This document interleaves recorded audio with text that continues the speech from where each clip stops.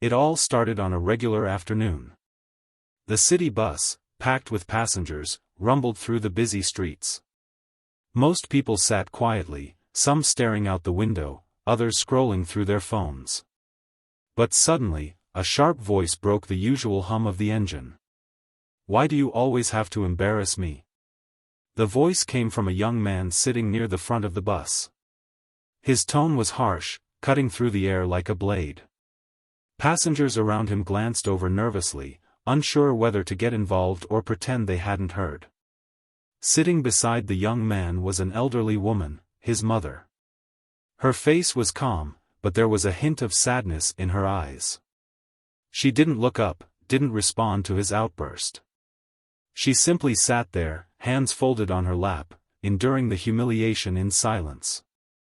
The young man, however, wasn't done. "You always have to make a scene. Can't you just leave me alone for once?" he barked, his face red with frustration. The tension in the air was palpable. People shifted uncomfortably in their seats. Nobody wanted to intervene, but everyone was listening. Before we continue, if you're enjoying this story and want to hear more life lessons like this, make sure to hit the subscribe button and turn on notifications. We share stories that will change the way you see the world. Don't miss out. The woman finally spoke, her voice soft and measured. "I only asked if you were feeling okay. I worry about you."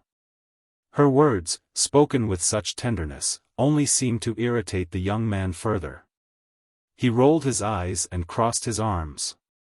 "You never stop worrying. I'm not a kid anymore." A heavy silence fell over the bus once again.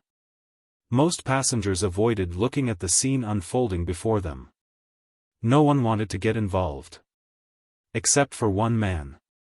At the back of the bus, across the aisle from the mother and son, sat an elderly black man. His posture was upright, his gaze steady. He watched the argument unfold with quiet intensity, his expression a mix of disappointment and contemplation. For several moments, he said nothing. He simply observed, taking in every word, every gesture, every emotion on display. Then, finally, he spoke. His voice was deep and calm, but it carried a weight that made everyone sit up and listen. "Young man," he began, "do you mind if I say something?" The son turned, surprised to be addressed by a stranger. His irritation was evident, but something about the man's presence made him pause. "What?" he snapped. "I couldn't help overhearing," the elderly man continued. "And I feel I need to share something with you." The young man sighed, clearly annoyed. "Why does everyone feel the need to butt into my life?" The older man leaned forward slightly, resting his elbows on his knees. "It's not about butting in," he said gently. "It's about sharing a perspective you may not have considered." The bus was completely silent now. Every passenger was listening intently, curious to see how this would unfold. "You see," the man continued, "I once sat where you are. I was young, impatient, and often frustrated with my mother. I thought I knew everything. Thought I didn't need her advice, her concern." The young man shifted uncomfortably in his seat. "But life has a funny way of teaching us lessons," the older man went on. "I lost my mother when I was about your age. And do you know what I regret the most? The times I didn't listen to her. The times I let my pride and impatience get in the way of showing her respect." The young man's expression softened, his defenses slowly crumbling. "You think she's nagging you. But one day, you'll wish you could hear that nagging voice again. You'll wish you could turn back time and have just one more conversation with her." The young man glanced at his mother. Her eyes were still downcast, but there were tears glistening at the corners. The elderly man continued, his voice steady and sincere. "Your mother brought you into this world. She's worried because she cares. It may annoy you now, but that concern comes from love.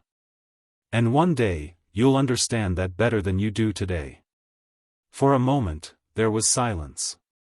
The weight of the man's words hung heavy in the air. Finally, the young man spoke, his voice quieter, more thoughtful. "Mom," he said softly, "I'm sorry." The elderly woman looked up, surprised. There was no anger in her eyes, only love and forgiveness. "It's okay," she whispered, reaching over to pat his hand. "I just want you to be happy." The elderly man at the back of the bus leaned back in his seat, satisfied. He hadn't intervened for praise or acknowledgement.